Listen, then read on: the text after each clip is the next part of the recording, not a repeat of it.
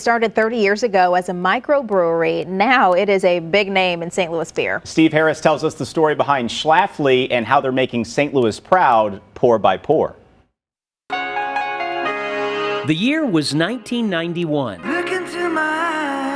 Bryan Adams had the top song. I'm engaged, I'm getting married. Father of the Bride was big at the box office. All right, what did you say? People magazine's sexiest man alive was Patrick Swayze.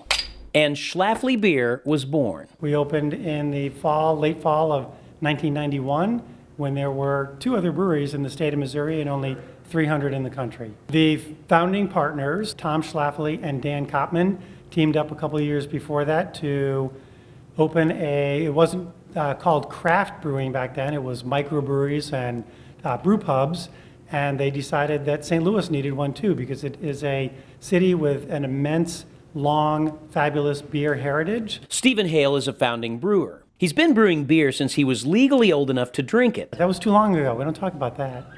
He gave me a tour of the original tap room on Locust Street, starting with the really big barrels behind locked doors. 31 gallons is a U.S. barrel, and that holds 30 U.S. barrels. If you were to walk in here today, having walked in here the first week or month or 6 months or year we were open, you would hardly notice any changes at all. They're all about tradition. Really just offering a place for people to go and enjoy one another's company over a pint of beer, just like the Founding Fathers did at taverns in Philadelphia and Boston way back when. The building is on the National Register of Historic Places, and this is the original equipment that was installed in 1991. There was a point where we brewed almost 7,000 barrels of beer here at the Schlafly Tap Room. Now most of the brewing is done at the Schlafly Bottle Works in Maplewood and brought here to the tap room. And you can see the suds in stores in several states. Basically a 6-hour drive around St. Louis, or 300 miles for the most part, a little further in some areas, and then